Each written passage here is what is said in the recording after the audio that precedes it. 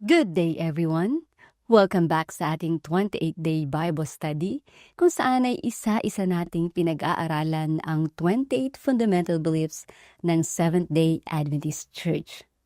Sa ating nakaraang pag-aaral ay napag-usapan natin ang paglago kay Kristo.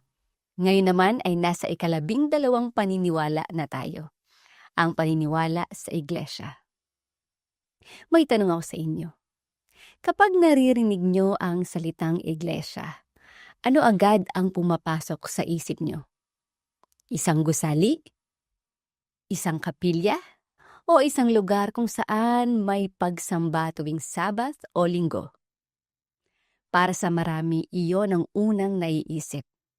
Ngunit ayon sa Biblia, mas malalim ang kahulugan ng iglesia. Kaya ngayon, alamin natin kung ano talaga ang iglesia at bakit ito napakahalaga sa buhay ng bawat tagasunod ni Jesus. Una, ang iglesia ay hindi gusali kundi mga tao. Sa wikang Griego, ang salitang church ay nagmula sa salitang ekklesia, na ang ibig sabihin ay mga taong tinawag palabas upang maging bayan ng Diyos. Ibig sabihin, ang iglesia ay hindi unang-unang isang gusali. Ito ay binubuo ng mga taong naniniwala kay Jesus. Mga taong nagtitipon upang sumamba, matuto ng kanyang salita at maglingkod sa kanya. Sinabi ni Jesus sa Matthew 18:20, sapagkat kung saan may 2 o 3 nagkakatipon sa aking pangalan, naroon ako sa gitna nila. Napakagandang isipin na hindi kailangang maging enggrande ang lugar upang maranasan ang presensya ng Diyos. Kapag ang mga mananampalataya ay nagtitipon sa pangalan ni Kristo, naroon siya. Ikalawa, ang iglesia ay pamilya ng Diyos. Sabi sa Ephesians 2:19, kaya't hindi na kayo mga dayuhan o taga-ibang bayan, kundi mga mamamayan ng mga banal at mga kasapi ng sambahayan ng Diyos. Hindi tayo basta dumadalo lamang sa iglesia. Hindi tayo mga bisita sa tahanan ng Diyos. Tayo ay bahagi ng kanyang pamilya. At bilang pamilya, may mga pagkakataong masaya tayo. May mga pagkakataong may hindi pagkakaunawaan. May mga pagkakataong nagkakamali tayo. Ngunit, nananatili pa rin tayong magkakapatid kay Kristo. Sinasabi sa Hebreo 10:24-25 na dapat nating palakasin at hikayatin ang isa't isa sa pag-ibig at mabubuting gawa. Kaya sa iglesia, may mga taong mananalangin para sa atin, may mga magpapalakas ng ating loob kapag tayo ay nanghihina, may mga sasama sa ating paglalakbay hanggang sa pagbabalik ni Jesus. Ikatlo, ang iglesia ay katawan ni Kristo.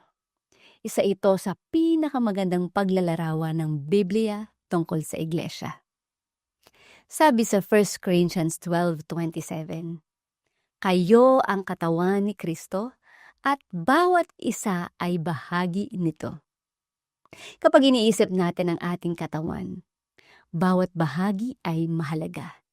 Hindi maaaring sabihin ng mata sa kamay, hindi kita kailangan.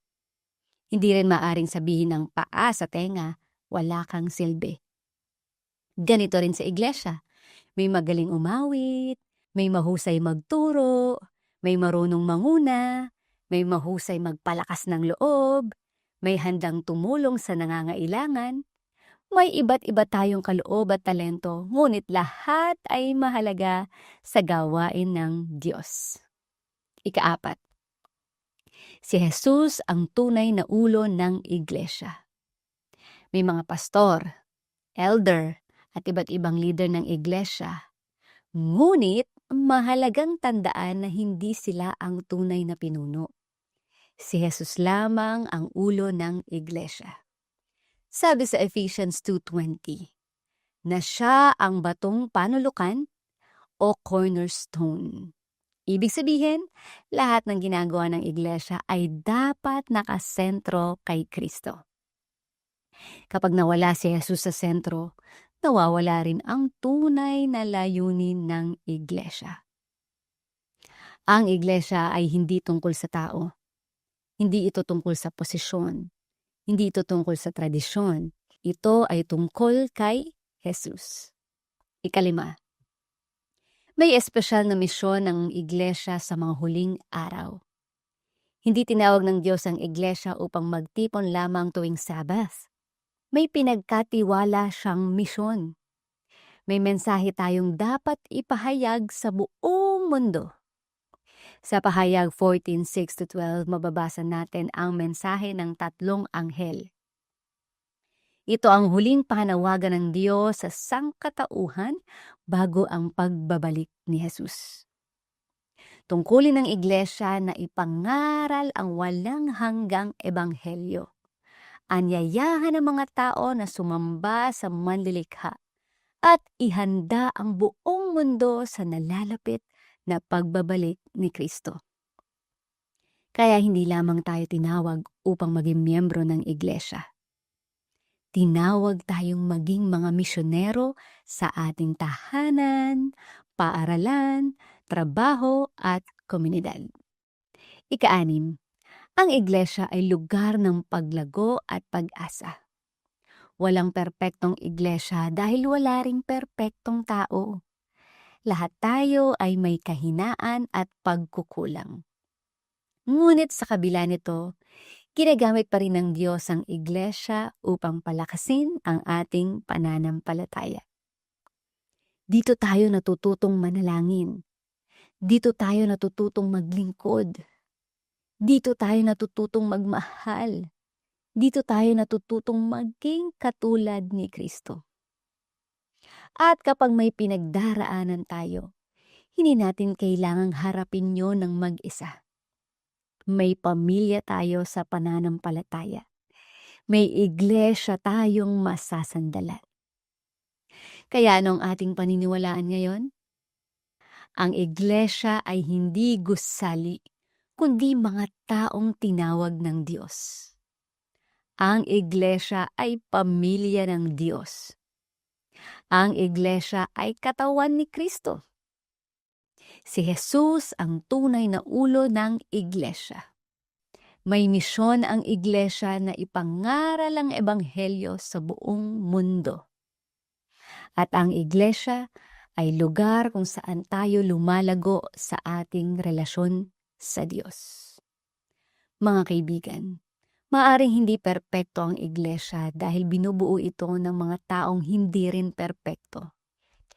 Ngunit ito pa rin ang isa sa pinakamagandang regalo ng Diyos sa atin.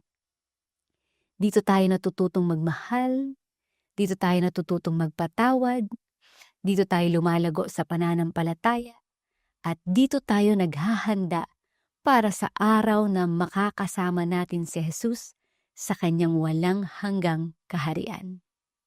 Maraming salamat sa pagsama sa ating pag-aaral. At muli ako si Mary Me na nagpapaalala. Mary Me mang pinagdaraanan mo sa buhay. Tandaan mo, hindi ka nilikha ng Diyos upang mag-isa. Binigyan ka niya ng isang iglesia at ng isang pamilya sa pananampalataya na makakasama mo hanggang sa pagbabalik ni Jesus. God bless us all.